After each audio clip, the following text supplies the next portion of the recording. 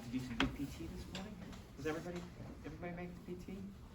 Good workout. Okay, so I have a standard question I'd like to start with. Why are we here? There's like a straightforward, like, you know, right in front of your nose answer, but there's maybe a... To build rapport, sir. Okay, not a bad answer. That's not necessarily the answer I'm going for. Come on in, find a seat. Is it because when there's a new command team, you have to do... So I took command in June of 2020, so it's not because I just took command. Sergeant Major's been here since December of... You've been here for over a year, so we would have probably liked to get here sooner, but you know, world circumstances haven't necessarily accommodated us. To do a wellness check. Are we doing a wellness check today? Like seeing how the program runs. Okay, that's the thing that I'm probably trying to do. Why are you here? Like the easy answer is it's on the schedule and you were told to be here, right? Okay. That's like, yes, this, think more deeply. Why are we here? What are we trying to accomplish? Become an officer?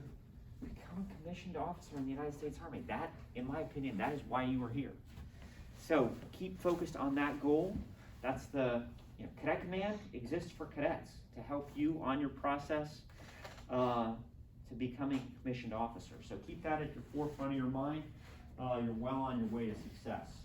All right, you can be the most tactically proficient cadet, the most physically fit cadet.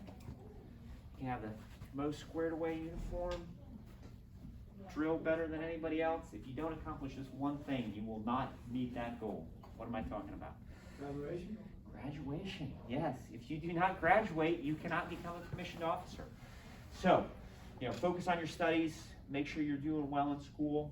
My opinion, don't major in lieutenant. Like, this is however long your Army career is.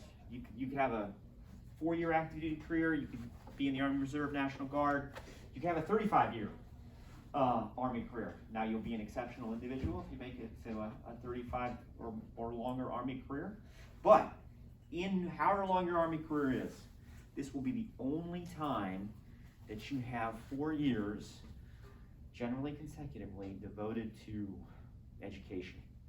You're going to get a lot of education and training throughout your Army career. You're not going to get 4 years, you know, straight. So take advantage of this. Get the most out of your education. That will get you on the path to success, in my opinion. All right, most of you, so we had 2 MS3s? Yes, sir. 2. Okay. All right, so this is the big year for you, right? The culminating training event, in my opinion, for an ROTC cadet is cadet summer training. And that will have a lot to do with how you do, well, do you get active duty, do you get the branch you want? So put the time in this year and make sure you're ready for, ready to excel at CST this coming summer. MS4s, have we done an AAR on the CST experience from this last summer?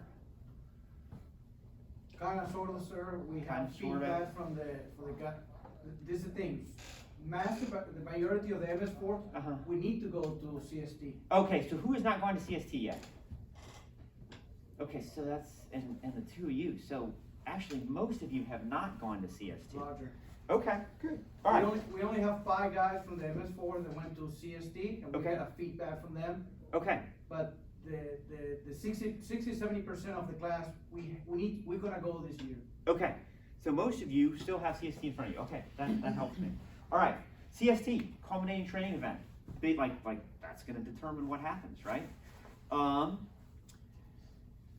So take this year to make sure that you're putting yourself in the best position to excel at cadet summer training. The first thing that I think, well, Sergeant Major and I, we were, I was a task force leader commander for the first half of task force leader this last summer. He was the CSM. So, CST, did anybody in this audience go to CST last summer? Okay, two cadets.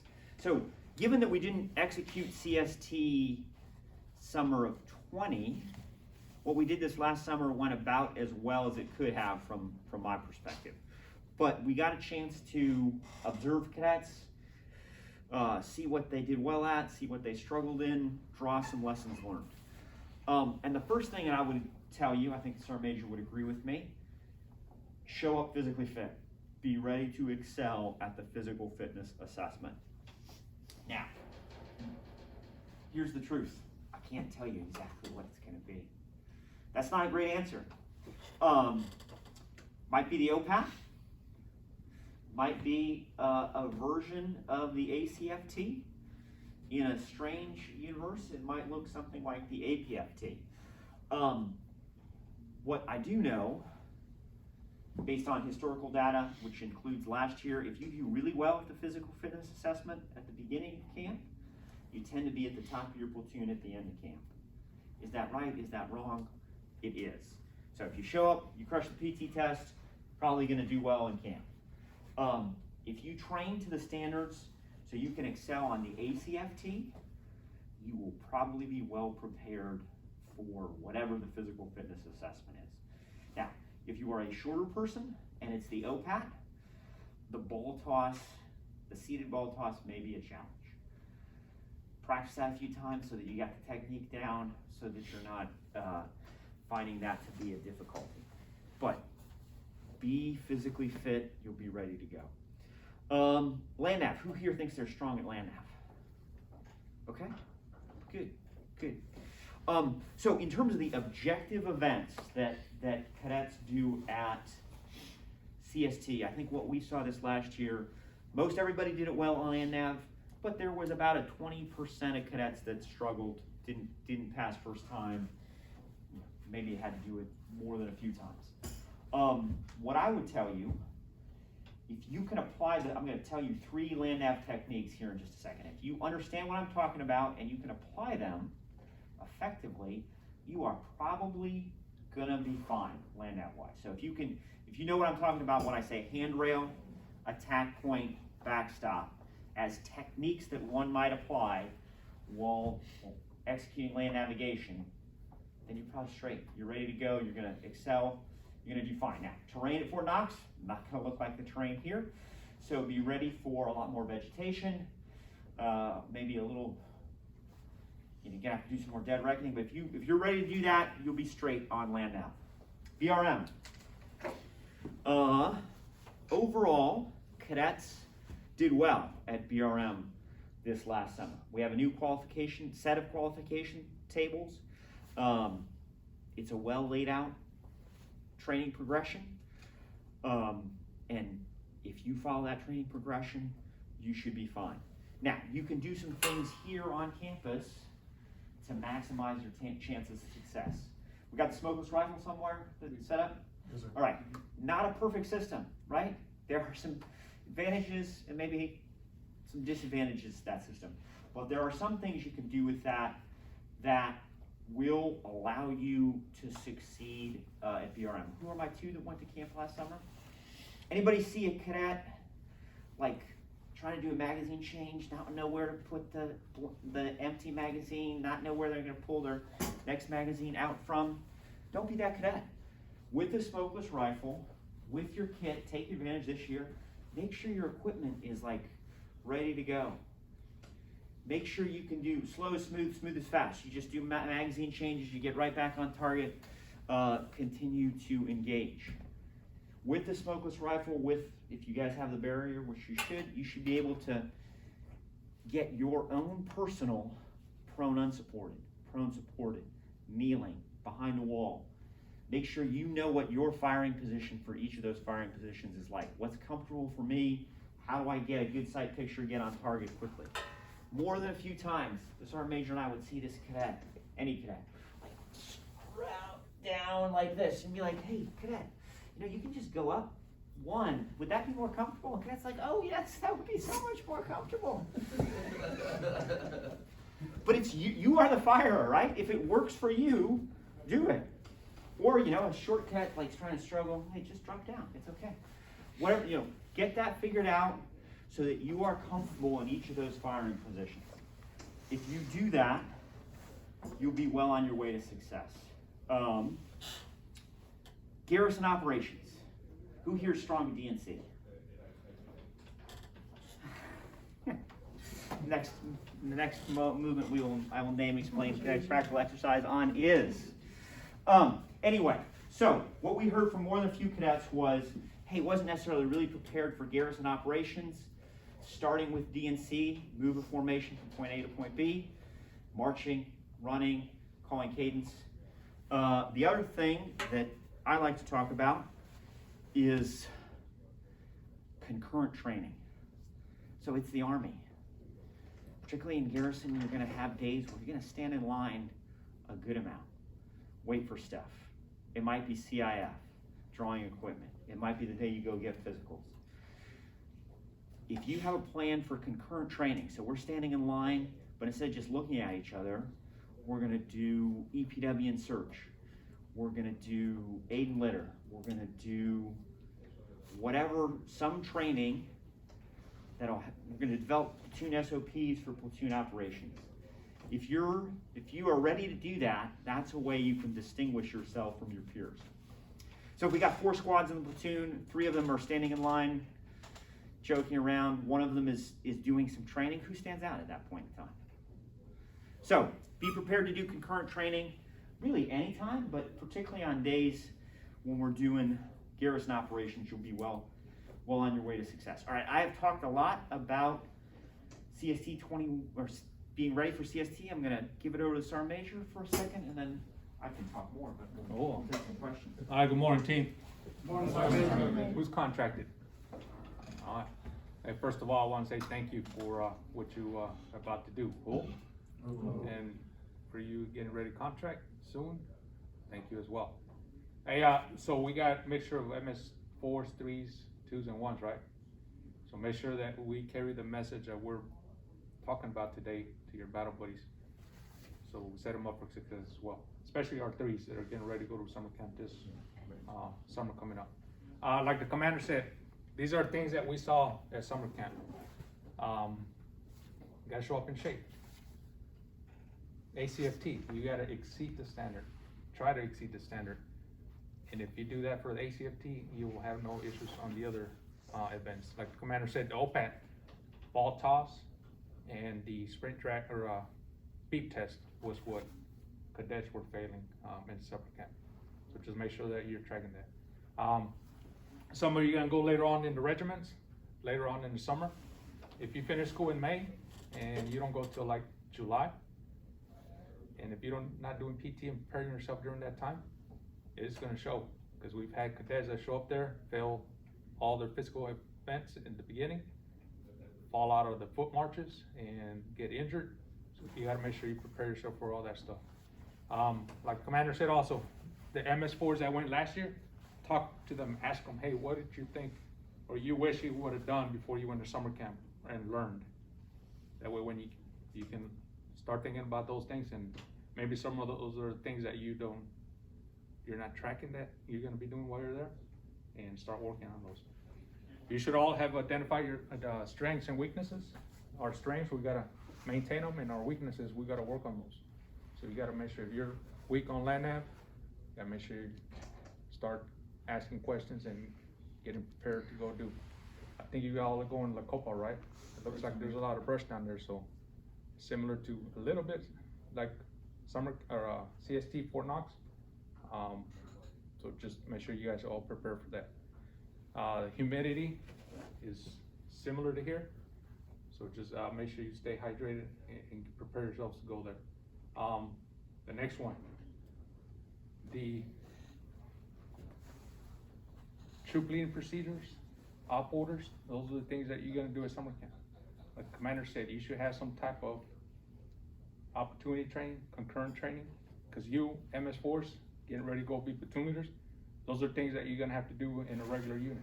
Because if you go into the firing range and you have 100+ people and you only have 20 lanes, what's the rest of those soldiers doing? So you're gonna have to develop some type of concurrent training. Cool? So all these things that we're telling you, we're just telling you to set yourself up for success as you continue in your career. Sir? Hey, so I can talk more, he can talk more, but what are your questions? What's on your mind? Yes. Okay, so with CST coming up, I'm Uh-huh. not sure if there's like a grading rubric that we can go off of besides, There's not a published, we don't have a published one that will tell you like, do this on a due day.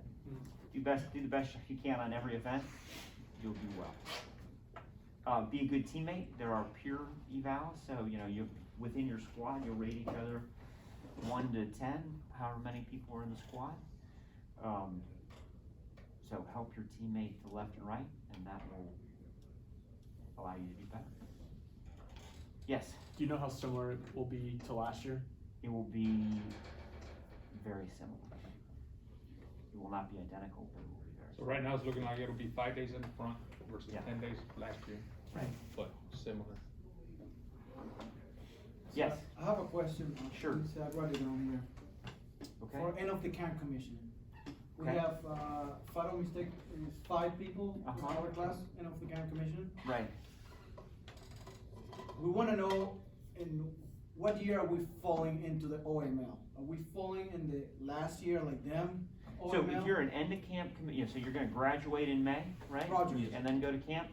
So you'll be a mission set 22 graduate. Right. 'Cause that's the year you're gonna commission in. You will be assessed, essentially, like, most of your peers have already assessed at this point in time. Roger. So you'll be assessed basically separately from them. So, yeah, they're not, as I understand it right now, there's not an idea that we're gonna defer you to mission set 23 and assess you with this year's MS3s. Am With I that- making sense? Yes, sir. With that being said, sir, are we gonna, as soon as we finish our regiment, are they Uh-huh. gonna tell us branch and? No, I don't think so. Not So like. all the way to the end? So we'll follow up, we'll get an exact answer for you. What I expect will happen is you'll come back, you finish camp, graduate, come back here, be assessed probably August, September timeframe before the end of the FY. The fiscal year ends on 1 October. So I don't think you're gonna know right away, but you will know, I think, relatively soon. But, pass that RFI through your cadre and we'll do some research and get you the exact policy answer, cause I don't know it off the top of my head. So graduation will be, commissioning will be at here, at the university. So I think you will probably commission at camp, but I don't know that you will know your final branch at that point in time. Roger. Cause you have a number of cadets that are gonna be in that situation, right? They'll have graduated, they'll go to camp, and be ready to commission once they've completed camp, right? Okay, yeah, so we got that question, we'll get you the exact policy. That's on clock, make sure we identify our, once again, in the commission, put them in the front of the Yeah, I mean, an early regiment. regiment versus a later one. Understood. That's Reason about- I I mean, said- yeah, he's gonna go. There were some, end of camp commissionings were scheduled later on in the regiments, got injured or were failed, had to go back home. So they had to go back the following year again. So we don't want that to happen to you. Say you go to the first regiment, get injured, or you, a no-go at something, you can possibly move to the next regiment, or Yeah, 2, to a 3 greater regiments, Roger. so you can be able to commission. Yeah, we're trying to get the logistic too, because his family wanna go. Yeah, right, You right. know, if the ceremony will be here, will be held down there, Louisville will get crazy, no hotels, no Uh-huh. car to rental. Okay, yep, no, that all makes sense. We'll do the research and get you the correct answer. Okay? And with that, I just, you gotta make sure, I mean, you've seen how the world's been with COVID, right? Right now, we can say, hey, yes, you're gonna commission at the end of the graduation, right? Family's gonna be able to go. But in a month, it could change to, hey, no family. So we just gotta make sure we relay that to our families. Flexibility, this is the key, Sergeant Major. Yeah. Okay, I think you had a question? So for those of us that are mission set 23, which is a good amount of us, like MS4s that are graduating later, So are we getting? So when are you let's be clear, when are you graduating? Some of us are gonna be graduating, spring of 2023. Okay, so you may be in your 4th year in the program, but like functionally, you're basically an MS3 at this point in Right. time, okay? So, when we got assessed, we were told we were getting assessed with our peers.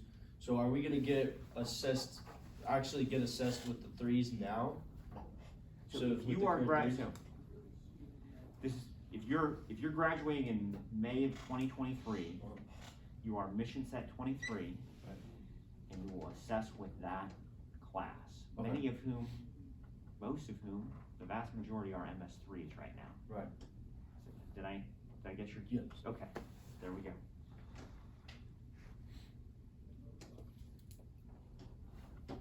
Okay, camp, I'm gonna talk tactical operations, platoon operations. So I'm a career infantryman, so I think I have strong opinions on this kind of thing. So, things that we saw cadets struggle with. Use your subordinate leaders if you're the PL or the platoon sergeant. So if you're the PL, who do you have as subordinate leaders that can help you, particularly with troop leading procedures in the patrol base? RTO? Who else? Squad leaders? And you're the PL? Who else do you have? Platoon sergeant. Okay. So, who writes paragraph 5? Just automatically, it's an SOP. This person writes paragraph 5 of the platoon order. No. The RTO? The RTO automatically writes paragraph 5. What is paragraph 5? Communication. Command and signal. So if you do that, like, yes, RTO automatically writes paragraph 5. That should be a platoon SOP. Everybody should know it. Everybody should do it. What else does the RTO do? Automatically. No, you don't even have to tell the individual. Creating a timeline. Okay, maybe a timeline. That's not what I'm thinking about, but that's not a bad idea. Timeline goes into coordinating instructions. So,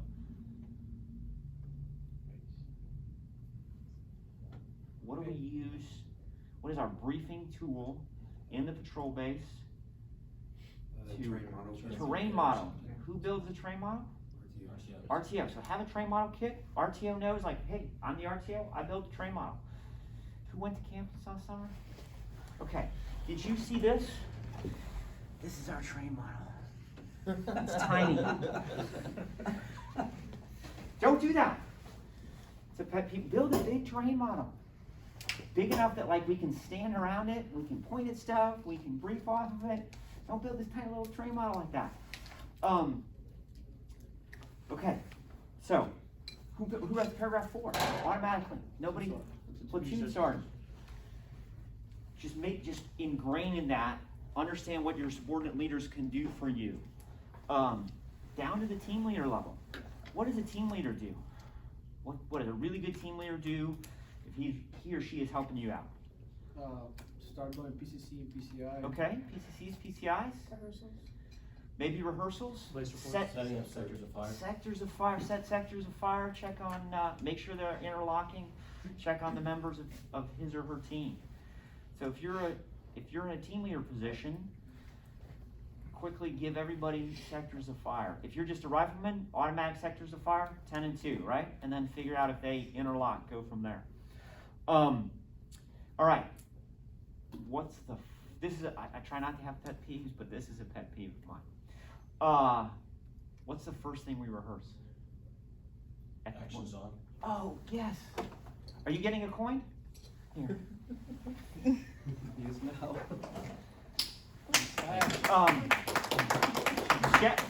For whatever reason, many cadets, they want to rehearse special teams, crossing a linear danger area, aid in litter.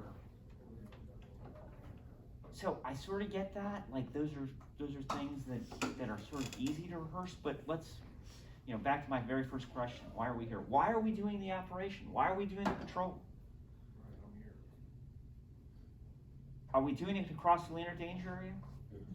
Now it may be, right? If it's a raid, if movement to contact, we are going to gain and maintain contact with the enemy. So raid, we're doing the patrol to do a raid. Start with the actions on the objective. That's why. If you do that, I would be ecstatic. I would be on leave at this point in time, but if I'm on leave in this summer, and I think every 5th Brigade cadet knows that the first thing you rehearse is actions on the objective. Like, you won't, if everybody does it, you will distinguish yourself less, but you'll be better trained at that point in time. But cadets tend to like, well, they want to focus on, special teams and stuff. So start with actions on the objective. You probably won't have space to do a full force rehearsal, but we had a good RTO. He or she built a big terrain model. What can we use that terrain model for? To point out and move them that way so they can kind of see from a vision, from above Yeah, what it you looks can like. do a rehearsal on your terrain model. You brief the order, you point at everything. You get maybe squad leaders, maybe team leaders come in, and you're like, all right, you're the assault, you're the support, where are you gonna be? Hey, I'm gonna be here, oriented in this direction. What's my lift shift, what's my initiation signal? What's my lift shift signal? If you do that, you're on your way to success. Okay, yes? Is there like, I've heard that there's times where you could possibly ask for like an aerial reconnaissance, like just special, different ways. So you can like ask for whatever you want, right? Ask for naval gunfire if you want fire support. But the success is not asking, the way to success is not asking for a bunch of special stuff, dog team.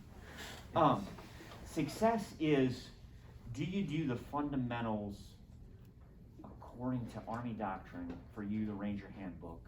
Did you brief an order that had a clear task and purpose for every one of the elements within your patrol? Did you manage your time so that, like, we're not, assignment that's not going that great is the OC says, hey, you got 5 minutes to your hit time, or you're like, hey, can I have an extra 5 minutes before our SP? Like, if you're hitting your time hacks on your timeline and you've put all the information out, that's a sign that you're on track to success. Then, did we get in our squad column fire team wedge? Did we identify the object? If you do the fundamentals, then you're on track to success. So ask for stuff, but that's not a cheat code. Aerial recon doesn't really get you. Now, you might ask for it. They might have an imagery shot that they get to show you. It's an aerial picture. It's not going to change. If you're not confident in what your plan is and why, an aerial picture of like a hut is not going to necessarily be transformative. Does that make sense? Okay.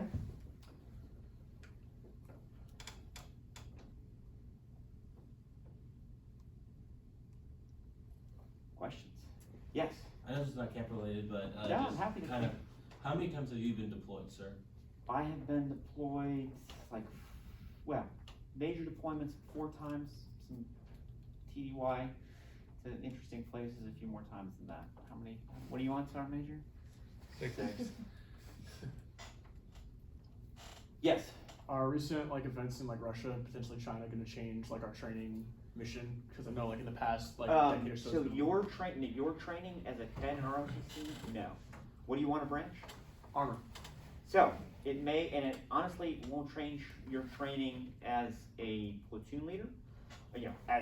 When you get to armor bowling, it won't change that dramatically.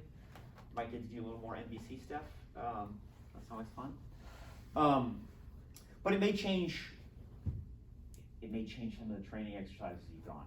Depending on, so say you branch armor, you may find yourself in Poland, someplace like that, doing training, but that's already going on.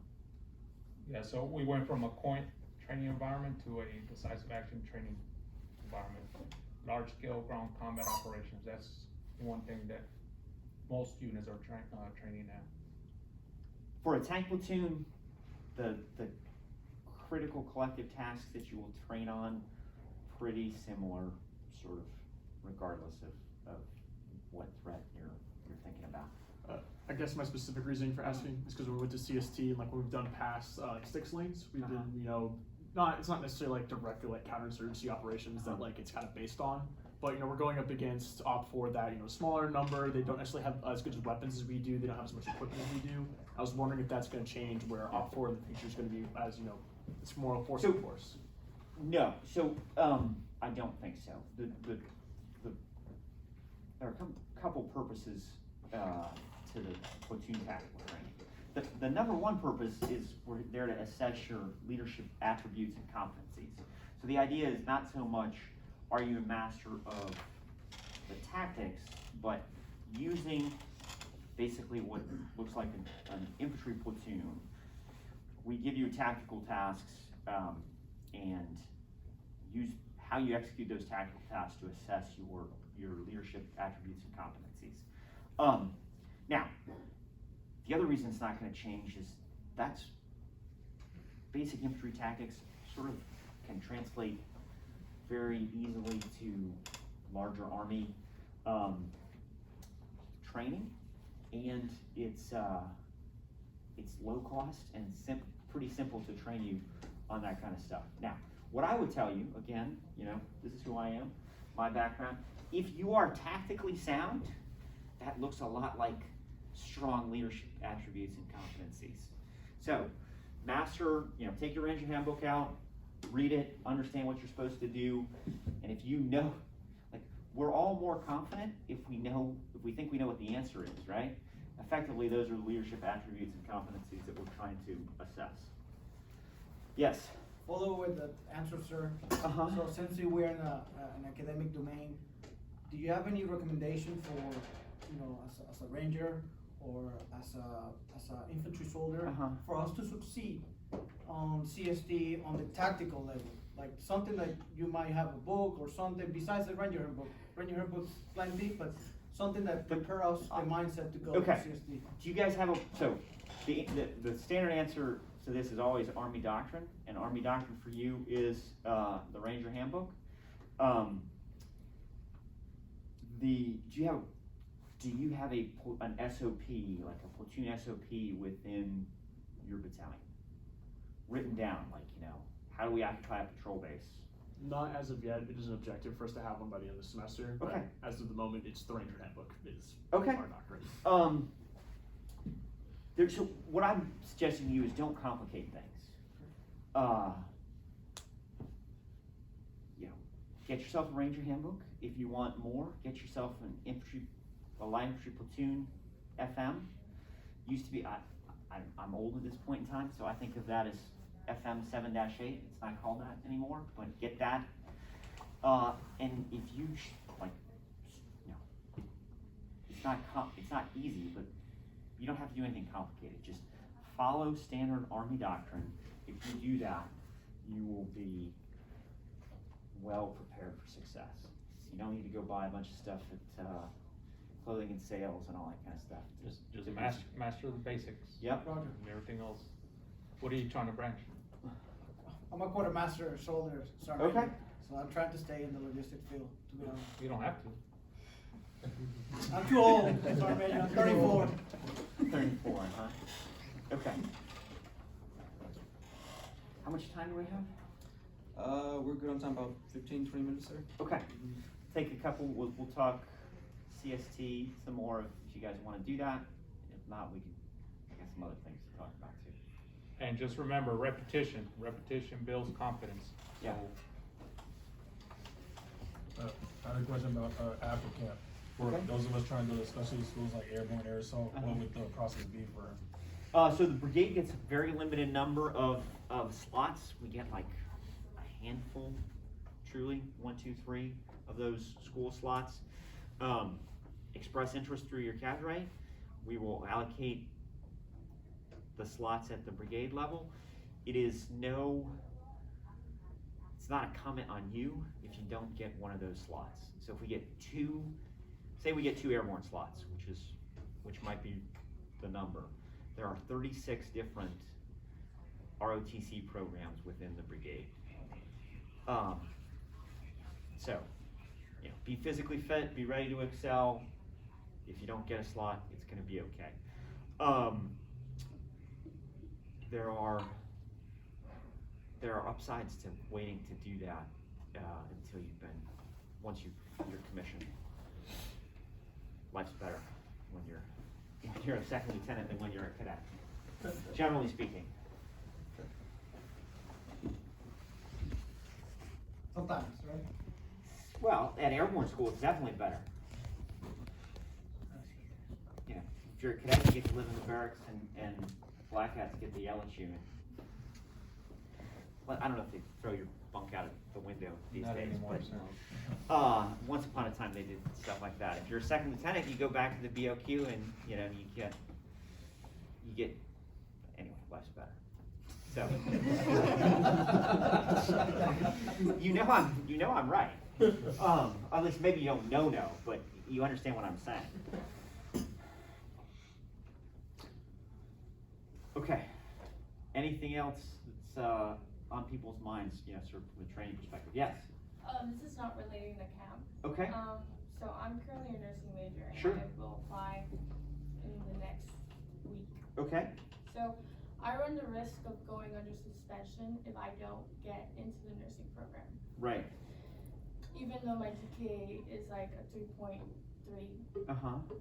So is there like a certain reason like why we would go into suspension? Or So, well, not suspension, like, but you haven't been admitted to the nursing program yet, right? yes, sir. You I haven't. You have not. So to continue, I mean, this may seem harsh, but to continue as a nursing student in ROTC, you have to be in the nursing program. If you're not in the nursing program, like, we still want you, like, you're part of the team, but you're not gonna be an Army nurse if you're not in the nursing program. Does that make sense? Yes, sir, but going under suspension, like, It's is there suspension or probation? probation? Yes, my bad.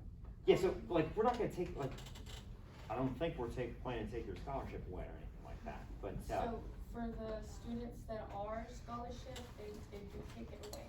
the and- nursing scholarship, that's true. Yeah. And then the students that basically get incentives for having like a high GPA, getting a 4.0 in a certain semester. We also get incentives like scholarships. That's from the university, not from, Yes. right. So those, like, we won't be able to get those, even though we progressively did academically really good in that one semester. But because we didn't get admitted, all of that is taken away. So the universities, like, we don't control the university's incentives. The nurse, like, if you're on a nursing scholar, like, life is harsh sometimes. To be a Army nurse, you have to be progressed into nursing school. So if you're not gonna graduate with a nursing degree, we're not gonna commission, the Army's not gonna commission you as a nurse. So, I mean, I wish I had, I mean, I think that's the realistic answer at this point in time. Have you talked to Major Wright or Cam Bischoff at all? Yes, I talk to her every semester. Okay. She comes and mentors the nursing students. Okay. Do you have her contact information? Yes, Commander Sergeant. Okay. Are you feeling optimistic? Currently, yes. Okay, I think, good. 4 out of the 5 criteria. Okay. There's still a risk. Yeah, no doubt. We're betting on you. We want strong, like, we want good nurses in the Army, so we want you to succeed. Okay, we got about 15 minutes? We're good, sir. Okay. Who are my two that are commissioning this, imminently, right? Like, okay. So what you should be thinking on, one, getting them, everybody's going to camp, ready to go to camp, but really for you, the next hurdle is basic officer leadership course for whatever your branch is, and then even more important than that, is when you get to your first unit. That's when it gets real. So here's what I would tell you to do.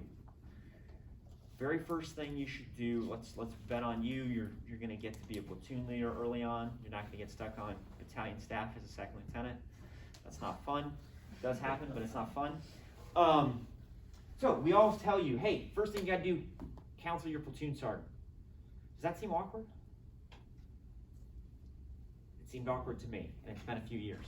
Here's how here's what I would suggest how you should approach that. So, counseling your platoon sergeant is not, hey, take out a sheet of paper, get a pen, prepare a copy, I'm gonna tell you my expectations of you. That's really awkward, it's not gonna go the way you want it to if you don't do that. It's a conversation, have a conversation, that's what we mean. At least that's what I mean. So, sit down with the platoon sergeant, say, hey, you know, just got here, tell me about the platoon.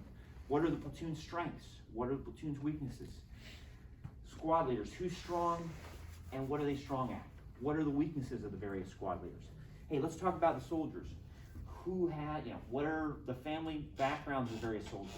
What are the goals for those soldiers? What are they strong at? What do they struggle with? Talk about your platoon critical collective tasks. So the tasks, should be a list. Hey, this platoon needs to be good at this: attack, defend, movement to contact. Like, where are we? What are we good at? What do we need to get better at? Have that conversation. Ask your platoon sergeant, hey, brand new, never done this before. What are your expectations of me? Where do you see my duties and responsibilities in this platoon? Say to your platoon sergeant, what is your experience? What are your strengths? What do you see as your areas of responsibility within this platoon? Have that conversation back and forth. What you're trying to do is develop a plan that you both agree on, that you can take forward. You take it out of that office, and we're a team. We're going to lead this platoon together. We're both going to be successful. We're going to make this the best platoon we possibly can. That is counseling your platoon sergeant. It's not take out a counseling form, prepare a copy, let me tell you what's going to happen. If you do that, you're well on your way to success. Now, what I would tell new second lieutenants when I was a battalion commander, you arrive with a college degree, 4 years of college education, plus basic officer leadership course, infantry officer, hopefully you arrive with Ranger School, Airborne School. We got all kinds of education, all kinds of training. Now, your senior NCOs, well trained, well educated. What do they have that you don't? Experience. So, a successful platoon leader takes his or her training and education, combines it with the experience of the senior NCOs, builds a solid team ready to succeed. Who is responsible for everything the platoon does or fails to do? Platoon leader. Everything the platoon does or fails to do. So if something goes wrong, somebody like me is going to come look at you and be like, hey, what happened? Why are we all jacked up at this, that, or the other thing? Now, the sergeant major, the first sergeant, is going to go to that platoon sergeant probably and be like, how did you let this go sideways? But you as the platoon leader are responsible for everything the platoon does or fails to do.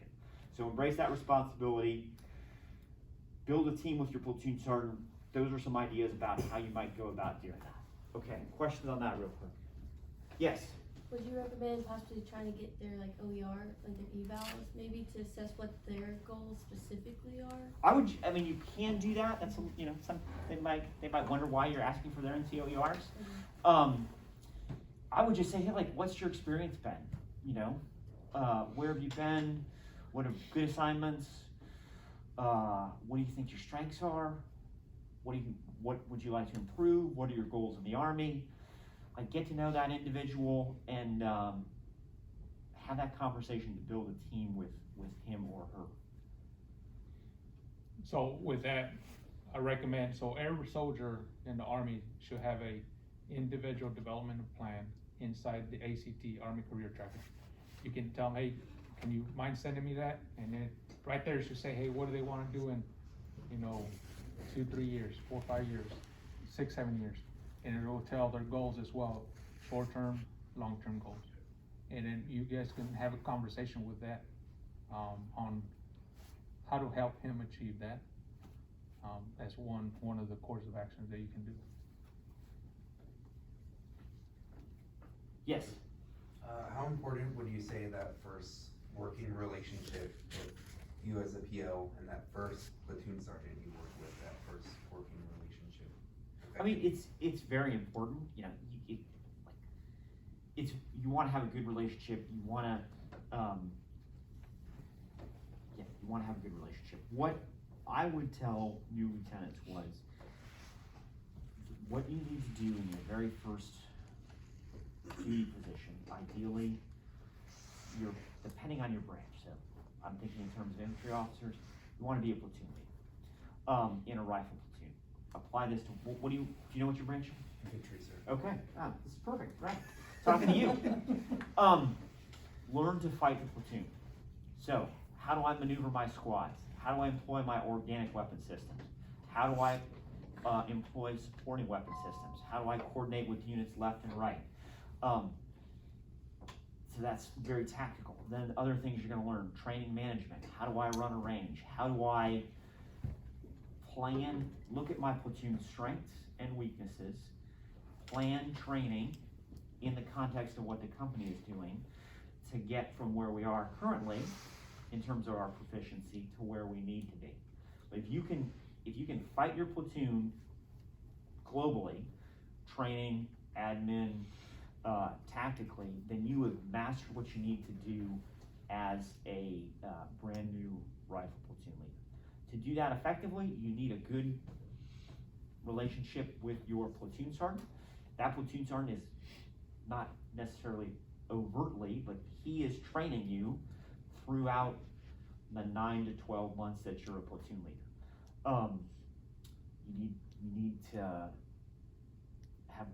ideally have good relationship with your squad leaders. People you rely on for perspective are the platoons to your left and right. Probably those platoon leaders have been there longer than you have, so talk to them, figure out what worked, what didn't work. The first sergeant is somebody you can go to. Hey, first sergeant, what is the platoon good at? What does it struggle at? What do you need us to do better? You can do that a little bit with the company commander, but the first sergeant, he can tell you truths that the company commander may choose not to for a variety of reasons. Does that make sense? Another thing you can do is when you get there, depending what kind of unit you go to, identify what your company's medal is, Yeah. what your battalion medals is, and then what are your collective tasks that you're gonna do to support those mission essential task list too. Right. You don't know what medal is? Mission essential task. Okay. Yeah, so you're gonna get, back to Army Doctrine, you're gonna get all of that in detail at your basic course. Companies have a medal, mission essential task list. You at the platoon will have platoon critical collective tasks. So things that the platoon has to be proficient at to accomplish its mission and allow the company to accomplish its mission. That's one place when you're having that conversation with the platoon sergeant, hey, let's look at our critical collective tasks, what's the assessment on where we are right now? And that's a place where you can start getting a snapshot of your platoon. Yes, sir. Yes. This question's for both of y'all. What's the biggest mistake you see new commissioned officers make from the officer side and from the enlisted side that they make that's just, you wanna avoid it at all costs, besides the obvious ones? Most of them are obvious ones, but, So I'll let one you of them start. is just working as a team. Sometimes you get some officers that get there and they think, hey, I know this and this is the way we're gonna do it, versus asking for some input. But at the end of the day, you as a platoon leader are responsible for what happens, doesn't happen. Yeah. You guys might not agree or disagree inside the office, but when you walk out, you're all one team. So just forming that team together and being one voice as a platoon. So, yeah, I agree with everything he said. This is what I would say. Most platoon leaders do pretty well. They sort of fall in the middle of our bell-shaped curve. If you're a platoon leader, if you're struggling, it's probably one of two things. One, you go all the way to hey, I'm in charge, I'm gonna do what I say, and I'm a graduate of the infantry officer basic course, airborne school and ranger school. I know what I am doing. So you go too far that way. Then the other side is, everyone says listen to the NCOs. That's absolutely true. Who's in charge of the platoon? The PL. So some platoon leaders become too deferential and sort of forget that they're actually in charge. So you don't want to do either of those two things. You don't wanna be the platoon dictator, like, we're gonna do exactly what I say because I said it. And you don't wanna be the, well, Sergeant Jones said we should do this, so we're gonna do that. Like, actually, you're in charge. So use your judgment training, find a medium between those two things. Does that make sense? Yes. Okay. There's three things that me personally think that good leaders, have. One, you gotta lead by example. Two, you gotta have leader presence. And three, leader engagement. What do we mean by leader engagement, leader presence? Hey, I can come to work every morning, right, and go to my office, hey, I'm present, right? But if I'm not engaged, that's where we're lacking. So we just gotta make sure we have those three. I can tell you right now, Arlington, Fort Hood, and Hawaii, just from interaction this morning. That's leader engagement. Get to know your soldiers.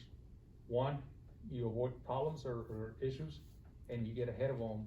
When you got a soldier that's motivated, high speed, next thing you know, he comes into work, quiet, starts showing up late. You gotta be engaged. Hey, this person's not like this. Why is that? Start asking questions. Maybe they're going through some hardship. Barracks. Hey, barracks, it's not a NCO thing, it's a leader thing. So you as a platoon leader can go into barracks, check, make sure they're living in good areas. Outpost housing, make sure they're living in proper locations that are safe. Yeah. When you mean by leader engagement too, is that finding soldiers, like your subordinates, like resources for anything they might need, like education, healthcare, Yep. counseling, stuff like that? So yeah, I mean, for example, right now, me at the brigade, right? One of my biggest thing I charged our SMSIs or our cadre is to earn their instructor badge. Now it's gonna take some work, right? Cause they gotta do paperwork, they gotta teach classes, they gotta eval.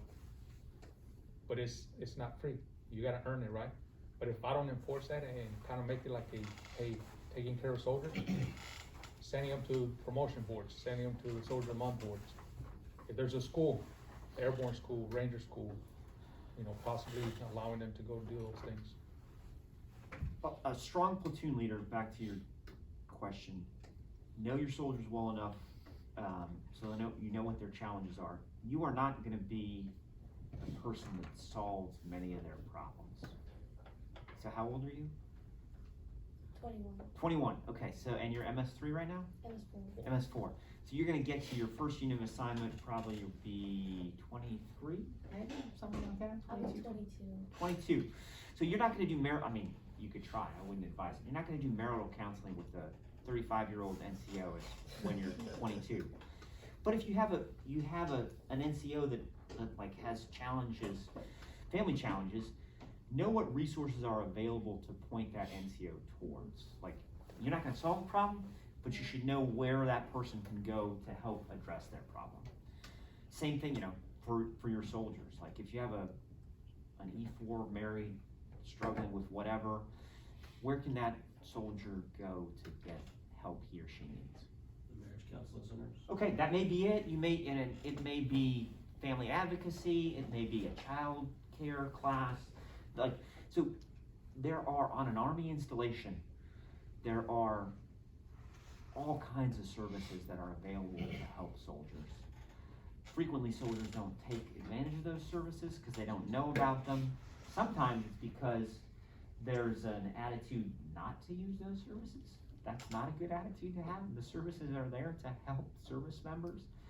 So know what's available and help your soldiers find those resources, encourage them to take advantage of those resources when they need them.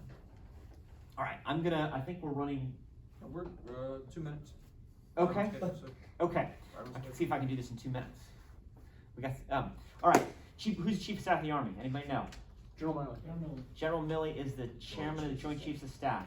It's General McConnell. General McConville. General McConville says there are 3 things that he worries about in terms of the health and public confidence in the Army on a day-to-day basis. Those are sexual harassment, sexual assault, racism and extremism, suicide. He calls those the 3 corrosives. Corrosive, like rust. Eat away at the trust that the public has in the Army.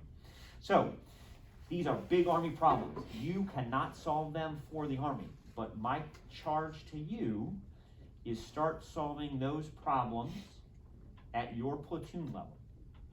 If you, each of you in your platoon, as an Army nurse, helps get after these problems, then we can change the Army in the ways that we need to. So starting with sexual harassment. Career infantry officer, been in infantry formations for a long time. There's been an attitude, particularly in my branch and other combat arms branches, women are not full members of the team. Is that in accordance with the Army guys? It is not. All right, so start changing that. Women are full members of the team. Here's the challenge you're gonna have to think about. What are you gonna do when the weapons squad leader, platoon sergeant, got all the right experience, been all the right places, tons of credibility in the battalion? He says things, you know, he says jokes, comments, innuendos that sort of say, hey, women maybe not full members of the team. That's a leadership challenge for you. Think about how you're gonna deal with that challenge when you get to your first unit.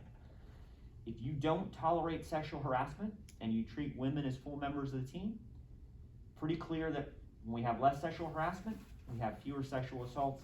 That's how you can help change the Army on that particular topic. Who's proud of their family history, where they come from, their heritage, their ancestry, all that kind of stuff? No, not. No, I raised my hand. Okay, so I asked this question. I've asked this question in basically every place we visited. Had like one cadet say he wasn't. I did not get into the exact specifics of that. But basically, we're all proud of our background, right? It makes us who we are.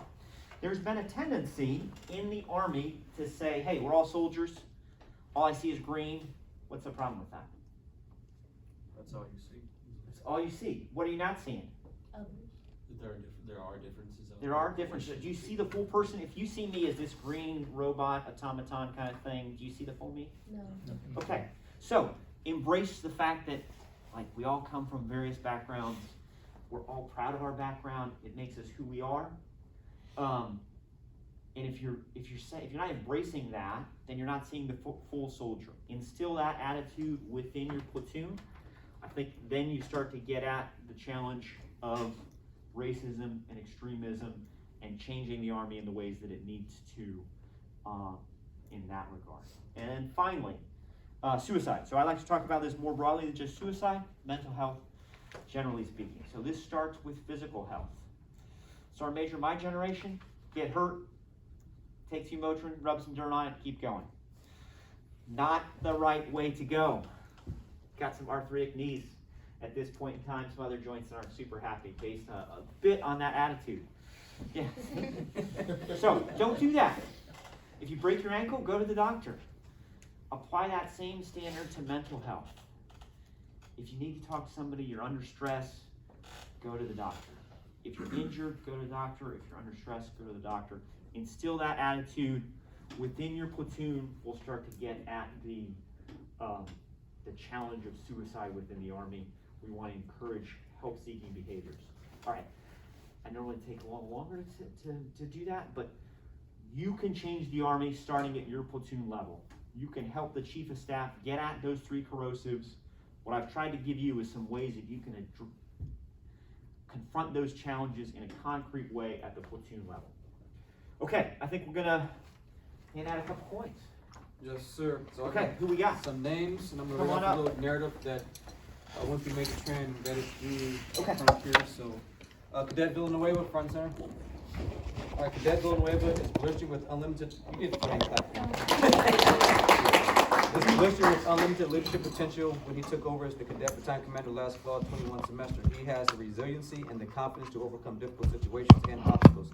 Cadet Villanueva participated and assisted in coaching the Ranger Challenge team. Through trust and inspiration, Cadet Villanueva built his team to exceed expectations by reaching to brigade-level Ranger Challenge competition. Cadet Villanueva continues to serve as a great role model for all cadets to follow. He will make a great future commission officer. Hey, appreciate your hard work.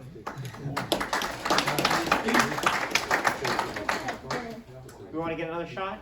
We got to get the photo op. And a speech. All right. wanna say anything? Your first coin? Your first coin? CJ, we gotta work.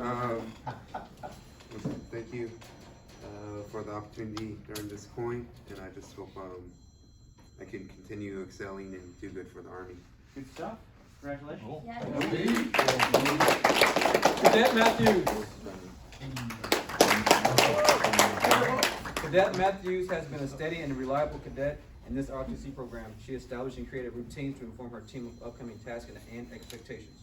This past fall semester, Cadet Matthews organized and set up a volunteer donation for the Camp Children's Shelter for unaccompanied children who lost their home through war and violence past.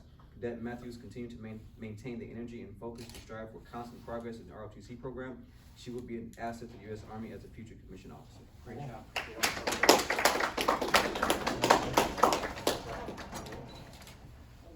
So we don't have Alaska, but we have Hawaii. Hawaii, okay. Want to say anything? Oh, I forgot. Alright, thank you guys very much. Continue to excel as leaders, and if you ever need help, just ask for it. Just like the resources, there's sources out there, and I would like to help those if those need certain resources and they don't know how to get to it. I'm always there to help people out, and I appreciate every one of you. Cadet Trevino. Cadet Trevino was selected as the Cadet Battalion Command Sergeant Major this spring. He has developed an uncanny ability to handle distractions while achieving major objectives. He is resourceful and has the problem-solving ability to overcome unexpected challenges rather than resisting them. With his unparalleled leadership and influencing skills, he has a determination to get things done. Cadet Trevino has all the tools to become a great future commissioned officer. Great job.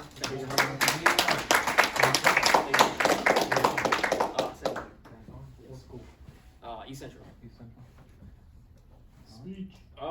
Well, thank you for the coin, and I really appreciate it. Thank you, sir. Thank you, Sergeant Major, for coming down here, visiting us, and then giving us insights on camp and being future leaders. Thank you for the recommendation, or whichever cadre did it. But thank you. I really appreciate it. Thank you. Cadet Goodell. Cadet Goodell was selected as the Cadet Battalion Commander this spring. He is a natural-born leader who inspires people around him with his positive and proactive attitude. He is an excellent communicator and aims to prioritize creativity and experiment with innovative solutions and alternative approaches to reach goals. His visionary attitude and commanding presence and leadership would make him a great future commissioned officer. Good job. Thank you for your hard work.